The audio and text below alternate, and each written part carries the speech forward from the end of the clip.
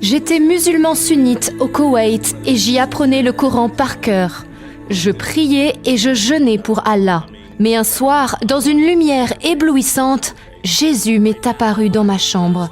Je l'ai vu de mes yeux et il m'a dit « Je suis Jésus et ta vie ne t'appartient pas.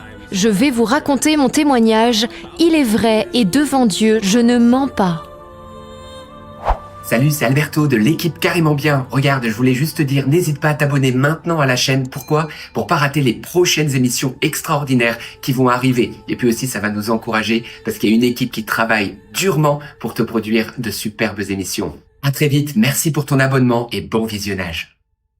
Je m'appelle Naeem Fazal.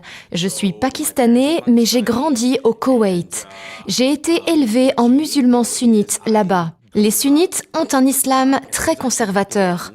Alors on devait apprendre le Coran par cœur, à la maison et à la mosquée. Il fallait aussi connaître les hadiths. Les hadiths, ce sont les paroles du prophète Mahomet. Et puis, j'ai toujours été bercée par l'idée assez forte que ce serait un honneur de mourir pour Allah. On nous disait qu'on était le peuple élu, qu'on était supposé être très important dans le monde et qu'on était spéciaux.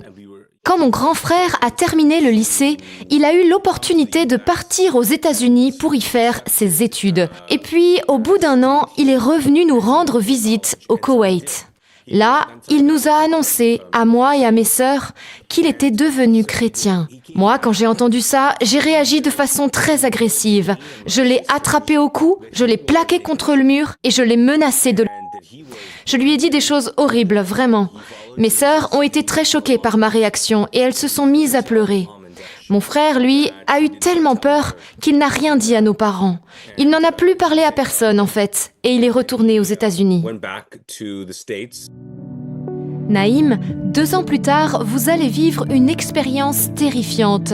Un esprit démoniaque vous apparaît dans votre chambre, mais soudain, il se produit quelque chose d'extraordinaire. Vous vous retrouvez face à face avec Jésus. Que s'est-il passé ? Après ça, j'ai eu la possibilité de partir étudier aux États-Unis comme mon frère. Je l'ai donc rejoint là où il se trouvait, en Caroline du Sud, à l'université. Quelques jours après, mon frère m'a dit un truc bizarre. Il m'a dit « Tu sais, Jésus existe réellement. Alors si tu lui demandes de se révéler à toi, il le fera. » Et je lui ai répondu « Mais t'es cinglé, qu'est-ce que tu racontes ?» Et lui, il insistait. « Non, mais si tu lui demandes sincèrement, il le fera, il se manifestera à toi. » Moi, je ne comprenais absolument pas ce qu'il me disait. Je pensais juste qu'il était devenu un fanatique religieux, un cinglé. Mais quelques semaines plus tard, là, j'ai levé les yeux au ciel et j'ai simplement dit intérieurement « Si c'est vrai, je veux savoir. Si c'est vrai. » Mais je ne crois pas que ce soit vrai, parce que là, je pense que je suis en train de parler dans le vide. Et c'est tout ce que j'ai dit. Et puis, je crois que c'était 2 ou 3 jours plus tard, et c'est là que l'histoire devient extrêmement étrange. J'étais dans ma chambre, sur le point de me coucher. Alors, je me suis levée, et au moment où je m'apprêtais à éteindre la lumière, j'ai senti qu'il y avait une présence dans ma chambre. Je ne comprenais pas ce qui se passait. Je voyais que mon corps se mettait à réagir à quelque chose que je ne pouvais pas voir de mes yeux. J'ai senti comme si la mort était entrée dans ma chambre. Une peur immense m'a envahi. Je ne comprenais pas pourquoi, parce qu'il n'y avait rien autour de moi. Et tout à coup, quelque chose a agrippé mes épaules, m'a tiré en arrière et m'a plaqué contre mon oreiller. J'étais complètement sous le choc. J'ai essayé de me débattre, mais on m'a alors attrapé aussi les jambes. Je me suis retrouvée paralysée de partout. Et la seule chose que je pouvais encore bouger, c'était ma tête. Alors moi, j'ai commencé à regarder paniquer tout autour de moi pour essayer de comprendre ce qui m'arrivait. Mais je ne voyais rien. Je sentais seulement que quelque chose me maintenait bloquée. Alors là, je me suis mis à crier. J'ai appelé mon frère de toutes mes forces. Parce que oui, il était dans la chambre juste à côté de la mienne. Mais là, je me suis rendu compte que je ne m'entendais pas crier. Je n'entendais pas ma voix. J'ai réalisé que je ne pouvais plus parler. J'étais paniquée, je ne savais plus quoi faire. Et à ce moment-là, la porte de ma chambre s'est ouverte. Là, ça devient complètement fou. Alors la porte s'est ouverte et une silhouette est entrée. une silhouette immense. Elle mesurait environ 3 mètres, 3 mètres et demi, et elle était recouverte d'une ombre opaque à travers laquelle on ne pouvait rien voir. Je sais que ça a l'air bizarre dit comme ça, mais c'est vraiment ce que j'ai vu. Et ce qui m'a marqué surtout, c'est que cette silhouette était énorme. Maintenant, je sais que c'était un démon, mais à l'époque, je ne savais pas que c'en était un. Vous savez, dans l'islam, on a ces choses appelées djinns. Ce sont des esprits. Et moi, je pensais que c'en était un. Mais une fois entré dans la chambre, cet esprit a commencé à marcher vers moi. Il a dit « Je vais te tuer, tu vas mourir ce soir ». Quand il me parlait, je l'entendais directement dans ma tête et pas dans mes oreilles. C'était une communication sans parole en quelque sorte. J'étais complètement paniquée. Je n'arrivais pas à réaliser ce qui m'arrivait. Je me disais « Mais s'il m'arrive ça, c'est parce que j'ai dû faire quelque chose de mal. J'ai dû attirer sur moi la colère de quelqu'un. Mais qui ?» La première personne à qui j'ai pensé, c'est Allah. Je me suis dit « Allah est en colère contre moi ». Mais juste après, je me suis dit « Non, c'est pas Allah. Peut-être que c'est Jésus. Oui, c'est sûrement Jésus qui me punit. Parce que c'est vrai, je m'étais moquée de lui devant les amis de mon frère. J'étais toujours dans la contradiction pour donner tort aux chrétiens. Et puis, je faisais tout le temps des blagues sur Jésus. Et pendant tout ce temps-là où je réfléchissais et paniquais, la créature se rapprochait de plus en plus. Je me suis alors mis à prier tous les dieux possibles et inimaginables. J'ai invoqué Allah, Dieu, etc. Mais l'esprit continuait de se rapprocher et il est finalement arrivé jusqu'à moi. Mais au moment où j'ai cru qu'il allait me faire du mal, il a soudain disparu, d'un coup. Et tout ce qui me tenait, me ficelait, m'a lâché instantanément. J'étais complètement sonnée dans mon lit en état de choc. Qu'est-ce qui venait de se passer ? Je me suis levée lentement et puis j'ai couru dans le couloir pour aller réveiller mon frère. Je lui ai aussitôt demandé « Mais qu'est-ce que tu m'as fait ?» Il me dit « Comment ça ?» Je lui ai dit « Je sais pas, t'as pas fait quelque chose ?» Et là, je lui ai tout raconté. Il m'a demandé si c'était un rêve. Je lui ai dit « Mais non, j'étais pas encore couchée, je me suis même pas endormie. » Alors je lui ai tout raconté dans les détails. Et là, lui, il s'est mis à sourire. Je lui ai demandé « Mais pourquoi tu souris ?» Parce qu'il avait l'air fou à sourire comme ça. Et je lui ai dit « Ça peut pas être vrai, hein ?» Il m'a répondu « Ben, si, ce genre de choses, c'est dans la Bible. » Je lui ai dit « Quoi ? Qu'est-ce qui est dans la Bible ?» Ben, des histoires comme ça, avec des démons, des anges, Jésus qui chasse les démons, etc. Moi, je n'en avais jamais entendu parler. Parce que dans l'islam, surtout dans le Coran, il n'y a pas d'histoire surnaturelle. Vous savez, on ne parle pas de ce genre de choses. Mon frère a alors essayé de m'expliquer ce que cette attaque pouvait signifier. Peut-être que l'ennemi voulait me faire peur pour m'éloigner de toute spiritualité. Ou peut-être que Dieu m'avait choisi et que l'ennemi voulait me combattre et me détruire. Il était en train de m'expliquer toutes ces choses, mais en fait, j'étais tellement angoissée à l'idée que cet esprit pouvait revenir, et j'étais même persuadée qu'il allait revenir pour me tuer, parce qu'il n'en avait pas fini avec moi. Alors mon frère m'a dit qu'il ne connaissait qu'une seule personne qui avait autorité sur les démons et les anges. J'ai demandé « Qui ça ?» Il m'a dit « Jésus ». J'ai dit « Ok ». Il m'a demandé « Qu'est-ce que tu veux faire ?» Eh bien, on y va, il faut que je fasse connaissance avec Jésus. Il m'a alors proposé de prier. Et il m'a suggéré de répéter une prière après lui. Mais juste avant qu'il commence, je l'ai interrompu et je lui ai dit « En fait, je préfère dire une prière avec mes mots à moi. » Et j'ai donc prié. J'ai dit « Jésus, je ne sais pas qui tu es. Je ne peux pas dire que je t'aime parce que je ne te connais pas. Je ne peux pas non plus dire que tu es le Seigneur de ma vie parce que je ne sais rien de toi. Enfin bref, mais je sais que si tu me sauves de cette chose, de cet esprit-là, alors je te donnerai toute ma vie. » J'ai fait cette prière et ensuite mon frère m'a proposé de prier l'Esprit Saint pour lui demander de me pardonner mes péchés, de m'inonder de sa présence et de me donner la foi en Jésus. Et puis il a dit Amen, et j'ai dit Amen. J'ai ouvert les yeux et mon frère était tellement heureux, vous imaginez ? Mais moi, j'étais toujours mort de peur. Alors je lui ai dit « Ok, et maintenant, qu'est-ce qui se passe ?» Il m'a répondu « Bah, je te souhaite une bonne nuit et puis on se voit demain matin. » Je lui ai dit « Ah non, je retourne pas là-bas, hors de question, je dors avec toi dans ta chambre. » Mais lui, il m'a dit « Tu vas pas dormir avec moi dans ma chambre, tu retournes dans la tienne. » Alors là, je lui ai dit « Mais jamais de la vie, je retourne pas dans cette chambre, personne ne doit jamais retourner dans cette chambre, il faut brûler cette chambre. » Et il a insisté. Écoute, tu viens de prier Jésus. Tu peux retourner sans peur dans ta chambre maintenant. Et il a attrapé une petite Bible. C'était un Nouveau Testament en fait. En tout cas, moi, j'avais jamais vu une Bible, ni même tenu une Bible dans mes mains. Alors ma première réaction, ça a été « C'est ça une Bible ? Mais c'est tout petit !»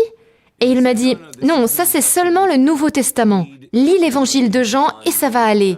Tu prends ça avec toi dans ta chambre et tu verras, tout ira bien. » Mais quand il m'a tendu le livre, moi, intérieurement, je me suis dit « Bah, ça aurait été mieux qu'il me donne une plus grosse Bible en fait, hein, parce que c'est quand même un gros démon. Donc il me faut une grosse Bible. » Quoi qu'il en soit, j'ai fini par retourner dans ma chambre, j'ai allumé toutes les lumières partout, je me suis assise sur mon lit et j'ai commencé à lire. J'ai fait ça pendant environ 1 heure et pendant tout ce temps-là, j'étais remplie de peur. Vous savez ce que c'est, quand vous avez peur, vous êtes sur le qui-vive et dès que vous entendez le moindre bruit, vous sursautez. Enfin bref, j'étais là donc à attendre et puis j'ai commencé à réfléchir sur ma vie.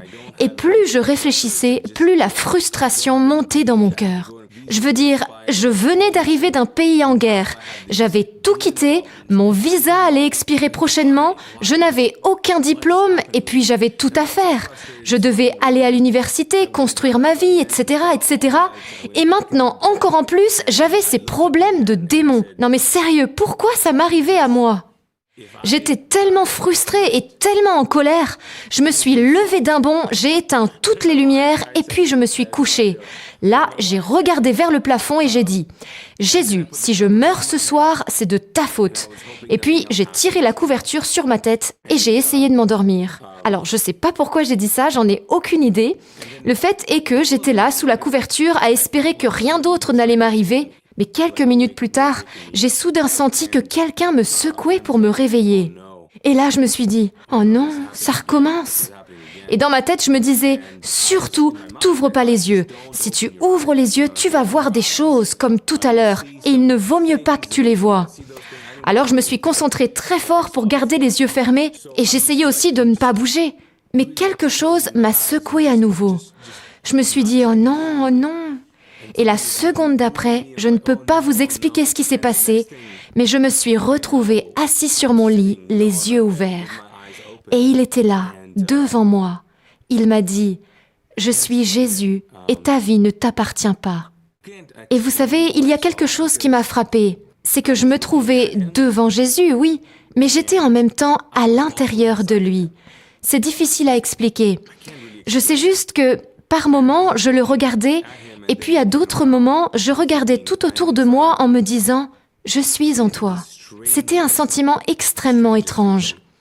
En tout cas, pendant tout ce temps où Jésus était là, j'ai ressenti une paix si intense, si entière. Je n'avais jamais ressenti une telle paix avant, ni ressenti une présence aussi enivrante, presque envoûtante. Et puis, je n'arrivais pas à le quitter des yeux. Oui, mes yeux restaient scotchés en permanence sur lui. Mais à un moment donné, lorsque Jésus l'a décidé, je n'ai plus réussi à garder les yeux ouverts. J'ai commencé à avoir sommeil et je me suis endormie. Ce que j'ai cru comprendre, c'est que dans cette dimension, je ne pouvais pas être avec lui trop longtemps, comme si mon corps physique ne pouvait pas supporter sa présence plus longtemps. C'était vraiment étrange. Alors je me suis endormie. Le lendemain matin, j'ai eu cette motion du Saint-Esprit et j'ai entendu dans ma tête « Tu dois commencer un ministère ».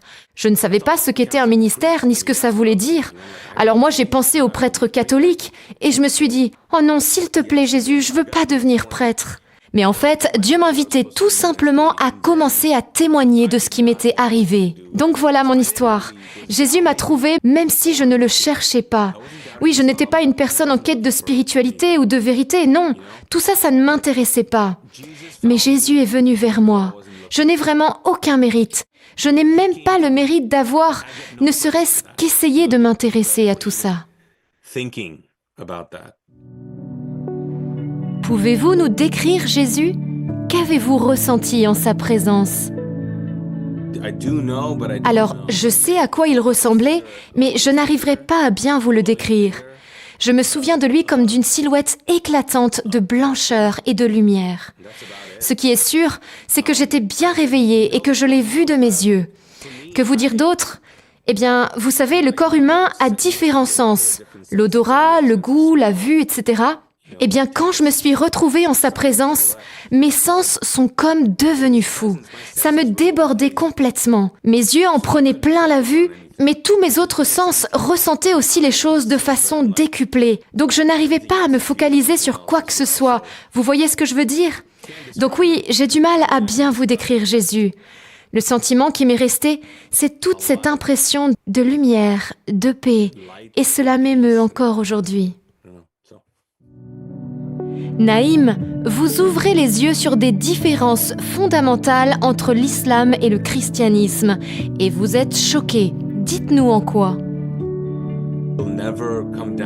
Alors les différences les plus frappantes, c'est que dans l'islam, il n'y a pas de lien entre Dieu et les hommes. Il n'y a aucune connexion entre le réel et le monde surnaturel.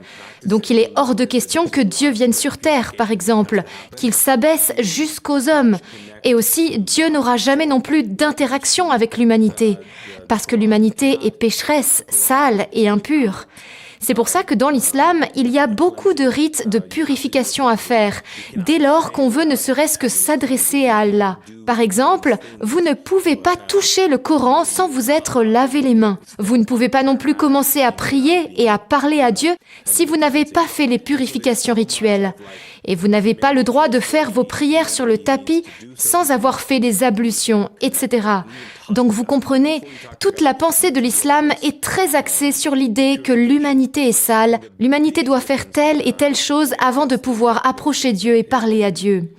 Et ici, la plus grande différence avec le christianisme, c'est que Jésus, lui, il explique dans sa parole qu'il est Dieu et qu'il est descendu du ciel sur la terre pour devenir l'un des nôtres, pour se faire homme. Vous voyez, ce n'est pas du tout la même chose que dans l'islam. Dans l'Épître aux Galates, il est dit que Jésus existait avant toute chose, que tout a été fait par lui, en lui et à travers lui. Oui, il est Dieu, mais il s'est ensuite abaissé jusqu'à l'humanité. Il est venu sur terre et il s'est même abaissé encore plus, jusqu'à lui-même devenir homme parmi les hommes. Et ça veut dire qu'il a vécu en tant qu'homme, qu'il a grandi, qu'il a fait toutes les choses humaines, qu'un Dieu n'a pas besoin de faire. Mais Jésus, lui, il les a faites, à l'exception bien sûr du péché.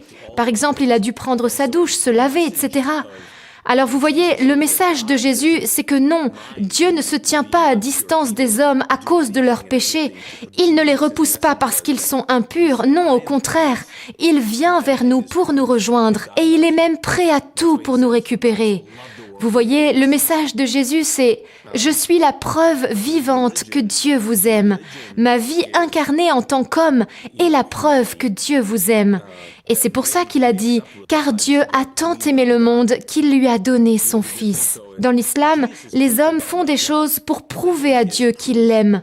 Mais dans la foi chrétienne, c'est Dieu qui nous prouve qu'il nous aime en la personne de Jésus. Vous comprenez ? Et ça, c'est une différence fondamentale entre n'importe quelle religion et les enseignements de Jésus. Alors une autre différence, les enseignements de Mahomet, quand vous les lisez dans les hadiths, parlent surtout de la façon dont vous devez vous comporter, ce que vous devez faire, ce que vous devez porter, ce que vous devez dire, etc. Il se concentre beaucoup sur l'aspect extérieur, vous voyez ? Mais ce qu'il y a, c'est que ces enseignements ne transforment pas votre cœur, votre vie. Vous allez peut-être changer de comportement extérieur, mais ça ne vous fera pas changer à l'intérieur. Alors que les enseignements de Jésus, eux, portent sur le cœur. Ce qui intéresse Jésus, c'est qui on est à l'intérieur, pas ce qu'on mange ou ce qu'on porte, non. Donc, la conséquence de l'islam, c'est que moi, en grandissant, je me disais que je devais juste faire le bien. Je n'avais pas besoin d'être quelqu'un de bien. Et honnêtement, dans l'islam et dans beaucoup de religions, les gens font seulement semblant. Ils essayent de bien agir parce qu'ils doivent le faire. Mais intérieurement, ils sont toujours les mêmes. Je ne pense pas qu'ils soient transformés et renouvelés de l'intérieur, non. Vous voyez, alors que Jésus, lui, il nous transforme d'abord intérieurement. Et c'est son esprit qui nous fait faire ensuite des œuvres. Ce n'est pas dans l'autre sens. On fait des œuvres par nos propres forces, espérant que ça nous fera changer, non. Et ça, je pense que c'est la plus grande différence entre les enseignements de l'islam et le christianisme. Une autre différence encore, c'est qu'on peut remarquer que les enseignements de Mahomet sont très axés sur la domination de l'homme. Le patriarcat est bien présent dans ces enseignements. L'homme est au centre de tout et la femme ne compte pas. C'est toujours l'homme qui dirige, qui prend les décisions et tout est fait dans son intérêt à lui. Par exemple, dans les hadiths, il est dit qu'au paradis, les hommes pourront avoir 72 vierges en récompense. Non mais vraiment, qui pourrait écrire un truc pareil? Pas une femme, ça c'est sûr. Il n'y a qu'un homme pour écrire ça. Vous savez, beaucoup de musulmans regardent ces enseignements de l'islam et se disent « c'est clairement un homme qui a écrit ça ». Ce n'est pas un message universel, vous voyez, un message qui s'adresse à tous, à toutes les catégories de personnes sur cette terre. Aux hommes comme aux femmes, aux esclaves comme aux hommes libres, etc. Non, c'est un message écrit par des hommes et pour les hommes. Mais vous savez, tout ça ne ressemble pas à ce que Dieu dirait. Courez-vous actuellement des risques pour votre propre vie en étant devenu chrétien? Moi, j'ai cette chance que le gouvernement m'ait accordé l'asile religieux, ce qui me permet de rester aux États-Unis. Parce qu'au Koweït, le pays où j'ai grandi, et au Pakistan, mon pays d'origine, dans ces deux pays, la loi de la charia est en vigueur. Donc, si vous vous convertissez après avoir été musulman, c'est-à-dire après être né musulman et avoir grandi musulman, vous pouvez être condamné à ou emprisonné à perpétuité. J'ai donc, quant à moi, beaucoup de chance d'être aux États-Unis, car autrement, ma conversion au christianisme aurait pu être mon arrêt de... Mais ça n'empêche qu'ici, aux États-Unis, quand je venais de me convertir, c'était très dur pour moi, parce que quand les musulmans découvraient que j'étais un ancien musulman converti, ils ne voulaient plus rien avoir à faire avec moi. Ils ne voulaient plus me parler, et ça, c'était très dur. À leurs yeux, je suis un infidèle. Ce qui pourrait se passer, c'est que si je retournais au Pakistan, moi ou mes frères et sœurs, et qu'un imam de là-bas apprenait notre conversion, il pourrait à ce moment-là lancer une fatwa contre nous. Vous comprenez ? Et la fatwa, c'est quelque chose qui peut être à l'échelle locale, nationale ou globale. Par exemple, si j'écrivais un livre qui manquait de respect envers le prophète Mahomet ou le déshonorait, j'aurais une fatwa contre moi au niveau mondial, parce que ça fait affront à tous les musulmans du monde et l'Organisation islamique mondiale lancerait donc une fatwa contre moi. Dans le passé, ils ont déjà fait ça à des auteurs, et ces gens doivent ensuite vivre cachés.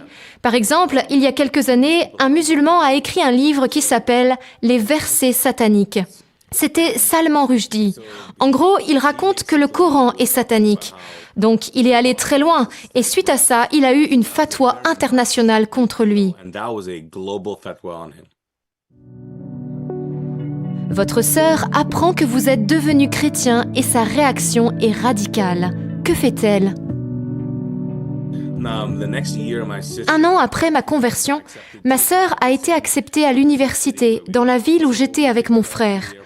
Alors, on a été la chercher à l'aéroport et elle est venue dans notre appart, à mon frère et moi. Et ce soir-là, quand je me suis retrouvée seule avec elle, elle m'a dit, juste comme ça, « Tu serais pas comme Mahmoud ?» Mahmoud, c'était mon frère. Je lui ai dit, « Comment ça, comme Mahmoud ?» Elle m'a dit, « Tu sais très bien ce que je veux dire. » Et en effet, j'avais bien compris de quoi elle voulait parler. Elle voulait savoir si j'étais devenu chrétien. Alors je lui ai raconté mon histoire, comment j'en étais venue à rencontrer Jésus. Et là, elle s'est mise à pleurer. Elle me disait, « J'arrive pas à croire que t'aies fait ça. » Et je lui ai dit, « Obia, j'ai rien fait, moi, je te raconte juste ce qui m'est arrivé. » Mais elle continuait de me dire, « C'est pas possible, t'existes plus pour moi, t'es plus mon frère. » Et après ça, elle a arrêté de me parler du jour au lendemain. C'était très douloureux pour moi, d'autant plus qu'elle continuait de parler avec notre grand frère, alors que c'est avec lui que tout avait commencé. Mais moi, elle ne me parlait plus. Et puis, quelques semaines après tout ça, on était au restaurant à plusieurs, on venait de commander à manger, elle était assise en face de moi, mais elle ne me parlait toujours pas. Et là, j'ai entendu cette motion du Saint-Esprit dans mon cœur. Emmène-la marcher dehors et elle viendra à moi. Ça m'a fait un peu peur, mais je me suis dit, allez, on y va. Je l'ai donc regardée et je lui ai dit, hé, tu veux aller marcher? Et nos amis à table me demandaient, mais qu'est-ce que tu fais? On vient de commander à manger, les plats vont arriver. Et j'ai dit, juste quelques minutes, vous inquiétez pas. Et je lui ai redemandé, tu veux qu'on aille marcher? Et là, elle m'a dit oui. Alors, on est sortis du restaurant et on a commencé à marcher. Mais là, elle s'est mise à pleurer. Je lui ai demandé, « Mais qu'est-ce qui t'arrive ?» Elle n'arrêtait pas de pleurer en fait. Alors on marchait, mais elle pleurait tellement et il y avait du monde dans la rue. Je me disais « Purée, mais tout le monde va penser que c'est de ma faute si elle pleure, que c'est moi qui lui ai fait quelque chose. » Alors j'étais en mode « J'ai rien fait, c'est pas moi, je sais pas pourquoi elle pleure. » Mais je sentais tous les regards sévères autour de moi, l'air de dire « C'est à cause de toi qu'elle pleure. » Bref, dès que j'ai vu une allée plus à l'écart de la foule, je lui ai proposé d'y aller et on s'y est engouffré. Là, je lui ai redemandé « Mais qu'est-ce qui se passe, Obia? Pourquoi tu pleures ?» Ça faisait des semaines qu'on n'avait plus échangé un mot et elle était en train d'essayer de me répondre, mais je ne comprenais pas ce qu'elle me disait. Là, j'ai senti Dieu me dire « Prie avec elle, elle va venir à moi. » Alors, j'ai juste pris ses mains et je lui ai dit « Obia, je ne sais pas ce que tu traverses, mais est-ce que tu me permets de prier pour toi ?» Elle me disait « Je sais pas. » Et j'ai insisté « Je peux prier pour toi ?» Et elle a fini par dire « D'accord. » Alors je lui ai dit « Obia, si tu veux bien, répète après moi. » Et j'ai commencé à dire « Jésus, je te donne mon cœur, etc., etc. » Et elle a répété la prière en entier. Et juste après, j'ai dit « Amen » et elle a dit « Amen ». Et là, tout à coup, elle est tombée à genoux par terre. Elle est restée comme ça prostrée quelques minutes et ensuite elle s'est relevée et elle m'a dit « Je suis libre, je suis libre ». Et voilà, c'est comme ça qu'elle est venue à Jésus. Donc on est retourné dans le restaurant et tout le monde nous demandait ce qui s'était passé. J'ai répondu « Tout va bien, vous inquiétez pas, tout va bien ». C'était une soirée vraiment incroyable. Après coup, je pense que quand elle a dit ça, « Je suis libre », c'est parce que, vous savez, il y a tellement d'oppression et de pression pour les femmes dans l'islam, en tout cas dans l'islam dans lequel on a grandi.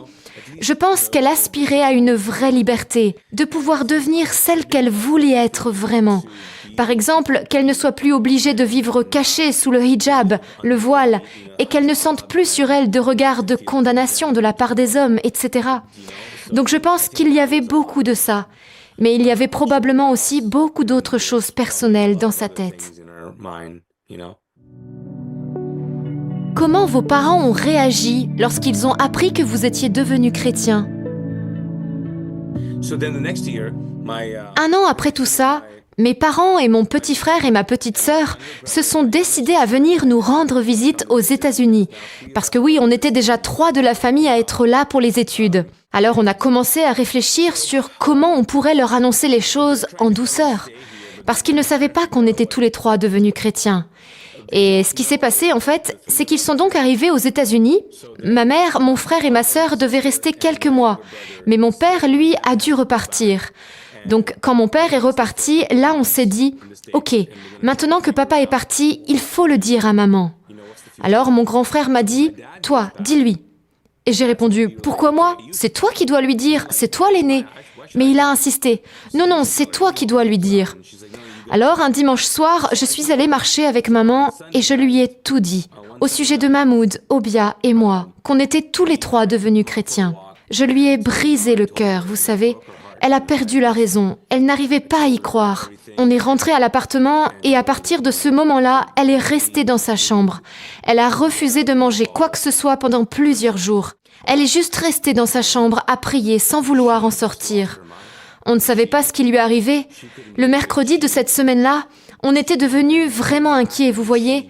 Et puis, mon petit frère et ma petite sœur, eux aussi, ils étaient très perturbés par tous ces événements, parce qu'on leur avait dit qu'on était devenus chrétiens et ils ne comprenaient pas. Alors, le mercredi soir, quand on est rentré de l'église, on ne savait plus quoi faire. Ma mère avait entre-temps appelé mon père, et mon père était en train de décider s'il nous ferait revenir au Koweït à cause de ce qu'on avait fait. Quand on est arrivé dans l'appartement, ma mère était sortie de sa chambre et elle hurlait. Elle proférait des choses folles comme « Je vous déshérite, vous n'êtes plus mes enfants ». Elle perdait complètement le contrôle. Alors j'ai regardé mon grand frère et je lui ai dit « Pourquoi t'irais pas lui parler? Moi, j'emmène Atia, c'est ma petite sœur, dans une autre pièce pour discuter avec elle. Et peut-être qu'Ali peut jouer avec des amis ou un truc comme ça parce qu'il était petit. » Donc voilà, ça c'était notre plan. Alors ma sœur la plus âgée et mon grand frère sont allés parler à ma mère. Moi, j'ai emmené ma petite sœur, qui était encore musulmane, dans une autre pièce et on s'est assis pour discuter. Elle m'a demandé mais qu'est-ce que vous avez fait? Pourquoi vous avez fait ça? Et elle pleurait. Elle disait, vous détruisez notre famille. J'étais là à essayer de lui apporter des réponses. Et tout à coup, j'ai senti que Jésus était dans la chambre. Oui, sa présence physique était là, au milieu de nous. Et il m'a dit, je suis sur le point de la toucher maintenant. Elle va venir à moi. J'étais trop choquée. Atia, elle était en train de pleurer et elle a levé les yeux vers moi. Je lui ai dit, Atia, tu sens quelque chose dans la pièce? Et elle m'a répondu, oui. Alors j'ai continué, je pense que c'est Jésus. Est-ce qu'il vient de te toucher? Et elle m'a dit, oui. On a prié ensemble et à cet instant précis, elle est venue à Jésus. Elle était complètement sous le choc de ce qui venait de se passer, et moi aussi. Alors ma mère était déjà en colère contre nous trois, et maintenant la quatrième venait aussi de se tourner vers Jésus. Alors je lui ai dit, surtout on ne dit rien à maman ce soir, ok, ça va faire trop. Et pour la petite histoire, quelques semaines plus tard, mon petit frère s'est converti lui aussi, il a suivi Jésus. En ce qui concerne mon père, juste avant qu'il ne décède, une nuit, il a bien voulu prier avec moi et il a accepté Jésus dans son cœur. Ma mère, elle, est toujours musulmane. On se parle toutes les semaines, on est très proches, mais elle n'a pas encore rencontré le Christ. Alors voilà, c'est notre histoire. Naïm, le Coran parle de Jésus. Pourquoi est-ce que pour les musulmans, Mahomet est plus important que Jésus ? Il y a des passages dans le Coran qui parlent de la naissance virginale de Jésus, comme la classique histoire de Noël avec Joseph et Marie. Alors il n'y a peut-être pas toute l'histoire, mais des passages, oui. On croit aussi que Jésus est le Messie, qu'il est l'un des prophètes et qu'il va revenir à la fin du monde. En fait, le Coran contient beaucoup d'histoires de l'Ancien Testament et aussi des parties du Nouveau Testament, certains des enseignements de Jésus par exemple.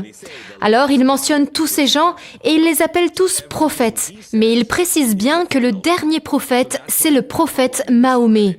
Alors, tout ce qu'il a dit, c'est en quelque sorte le mot de la fin, qui l'emporte sur tout ce qui a été dit avant lui. Et c'est comme ça qu'il discrédite tout ce qu'a fait et dit Jésus. Parce que la personne la plus importante, c'est Mahomet. Même s'ils attribuent à Jésus le pouvoir de faire des miracles, pour eux, le prophète Mahomet est celui qui détient l'ultime parole de Dieu. Nous constatons actuellement que de nombreuses personnes musulmanes ont une apparition de Jésus, ou une vision, ou encore un songe. Pourquoi, à votre avis ? Je pense que c'est en grande partie dû au fait que pour quitter l'islam et pour quitter notre vie d'avant, ça exige un grand sacrifice. Parce que oui, l'islam est plus une identité, une nationalité qu'une religion, vous voyez ? L'islam est en quelque sorte une nationalité internationale que partagent tous les musulmans. Et donc, pour quitter ça, c'est difficile. Et c'est la raison pour laquelle la charia l'interdit et punit les gens. Parce que c'est comme un acte de trahison en fait. Oui, c'est vraiment comme ça que ça se passe. Alors je pense que c'est pour ça que Jésus se manifeste fortement aux musulmans. Il leur faut une rencontre forte avec lui pour être en mesure de quitter l'islam et de prendre tous ces risques pour leur propre vie. Naïm, avez-vous été attaqué d'autres fois par le diable ? Racontez-nous aussi ce jour où vous vous rendez chez vos voisins pour y chasser un démon. Oui, ça n'a pas été la dernière fois. Je pense que ces attaques sont liées au ministère que j'exerce. Vous savez, je suis le seul de la famille à être à plein temps pour le ministère d'évangélisation. Après ça, j'ai été attaquée encore et encore. Et ça a été de plus en plus intense. Mais j'ai aussi pu développer ma foi et comprendre l'autorité qu'on a dans le nom de Jésus. Alors ça m'a permis de vraiment savoir faire face au combat spirituel, même à conseiller les autres. Et là, j'ai vu des choses extraordinaires arriver. Un jour, j'ai été agressée par un démon, un peu comme la première fois. Il m'a plaqué sur le lit, mais il ne s'est pas arrêté là. Il m'a aussi griffé l'oreille. J'ai eu le même sentiment de panique que la première fois. Mais cette fois-là, j'ai essayé de prendre autorité sur l'esprit. Et là, j'ai entendu une voix, celle de Jésus, qui a dit « Laisse-le ». Et il m'a lâché. Tout s'est arrêté. Je peux vous raconter une histoire maintenant où je n'étais pas moi-même attaquée, mais où Dieu m'a utilisée. Voilà ce qui s'est passé. C'était quand tous mes frères et sœurs étaient devenus chrétiens et on vivait dans un appartement. Ce jour-là, j'étais sur le point de partir au travail et ma sœur est entrée dans ma chambre et m'a dit « Hé Naëm, il faut que tu ailles chez les voisins et que tu pries pour eux, parce qu'il y a un démon là-bas. » Et je lui ai dit « Mais n'importe quoi, je suis en retard au travail, je peux pas faire ça. » Mais elle a insisté « S'il te plaît, vas-y maintenant. » Et je sentais que Dieu me confirmait qu'il fallait y aller. Alors on y est allé ensemble avec ma sœur et effectivement, lorsque je suis entrée dans la maison, j'ai tout de suite senti une présence maléfique. Alors il n'y avait qu'une adolescente de présente dans la maison, ses parents étaient au travail. Je lui ai demandé de m'expliquer ce qui se passait chez eux. Elle m'a dit « Il y a quelque chose qui marche dans l'appartement. C'est comme une silhouette, une petite silhouette qui se promène. » Je lui ai demandé « Depuis combien de temps est-elle là ?» Et elle a dit « Ça nous suit de maison en maison. » Alors j'ai demandé « Donc ton papa et ta maman le savent ?» Elle m'a dit « Oui, ils savent, on a tous déjà vu cette chose. » À ce moment-là, il m'a semblé voir une présence se diriger vers la chambre de la jeune fille. Mais moi, j'étais en retard au travail et c'était pas comme si j'avais l'habitude de ce genre de situation. C'était ma première fois depuis ma conversion. Alors j'ai demandé à Jésus de me guider. « Jésus, qu'est-ce que tu veux que je fasse ?» Et j'ai vraiment senti que Jésus me disait ça. « Cet esprit mauvais est réel, tu vas chasser ce démon. » Alors j'ai continué d'échanger avec la jeune fille et je lui ai dit « Est-ce que tu connais Jésus ?» Elle m'a dit non. Alors je lui ai répondu « Écoute, je vais t'expliquer comment faire pour t'en sortir. Cette présence est réelle, mais Dieu t'aime, il veut te venir en aide. Et pour cela, tu dois venir à Jésus. » Et elle m'a dit « D'accord. » Et ensuite, on est allés tous les trois dans la chambre de la jeune fille, parce qu'il m'avait semblé voir quelque chose là-bas. Et ce que je vais vous raconter maintenant, ça semble fou, on dirait un vrai film, mais c'est la réalité. Je suis allée avec elle et ma sœur dans sa chambre, et sur un mur, sur sa commode, elle avait plein de poupées, vraiment beaucoup. Je suis entrée, et à peine j'ai franchi le seuil de la porte, j'ai vu que la tête d'une des poupées s'est tournée aussitôt dans ma direction et s'est mise à me regarder. Oui, je sentais vraiment une présence dans la poupée. Donc oui, j'étais convaincue que l'esprit se trouvait dans la pièce. On s'est mis à genoux par terre, tous les trois, et la jeune fille a donné son cœur à Jésus. Puis le téléphone de la maison s'est mis à sonner, et la jeune fille est allée répondre au téléphone. Et pendant ce temps-là, j'en ai profité pour me lever, et je suis allée voir de plus près cette chose. Je l'ai regardée dans les yeux, et je lui ai dit « Au nom de Jésus, va-t'en !» Et cette chose communiquait avec moi par télépathie, comme la première fois en fait. Et elle m'a dit « Non ». Je me suis rapprochée, je l'ai pointé du doigt et j'ai répété « Tu pars maintenant au nom de Jésus ». Et l'esprit a filé par la fenêtre. C'était complètement fou. La jeune fille est revenue et je lui ai dit « Dis à ta maman qu'elle doit venir à l'église le week-end prochain, dimanche ». Voilà, c'est comme ça que l'histoire s'est passée, une histoire vraiment extraordinaire. Et le dimanche suivant, ils étaient à l'église et en l'espace de 2 semaines, ils se sont tous fait baptiser. C'est formidable que Dieu puisse faire ça. Voilà une des histoires que je pouvais vous raconter. Vous avez donné totalement votre vie à Jésus. Mais qu'est-ce que cela a changé dans votre quotidien ? Comme je vous l'ai dit, j'ai grandi dans l'islam avec cette mentalité que j'avais juste à faire de bonnes œuvres, en gros. En devenant chrétien, j'ai réalisé que non seulement je devais aimer mon prochain et faire de bonnes œuvres, mais je devais aussi laisser Dieu me transformer intérieurement, dans mes pensées et dans mes sentiments. Comme il est dit dans Philippiens, « Pensez à tout ce qui est pur, tout ce qui est vrai ». Et comment faire pour me laisser transformer par Dieu ? Cela, je l'ai compris en lisant ce que Jésus a dit à Nicodème. Si un homme ne naît de l'esprit, il ne peut pas entrer dans le royaume de Dieu. J'ai compris que c'est l'Esprit de Dieu en moi qui me transforme. Le Saint-Esprit est en quelque sorte la mère qui me donne naissance, qui donne naissance à cette nouvelle personne que je deviens peu à peu. Mais ça veut dire aussi que je dois permettre à Dieu de travailler en moi.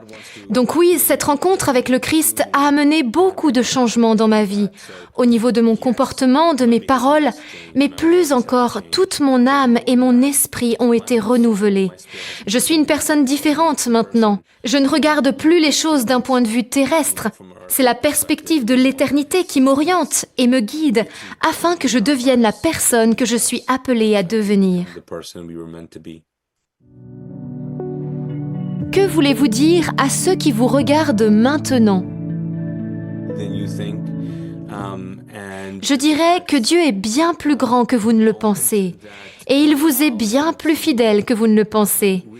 Et puis, j'aimerais aussi vous encourager à laisser plus de liberté à Dieu dans votre vie.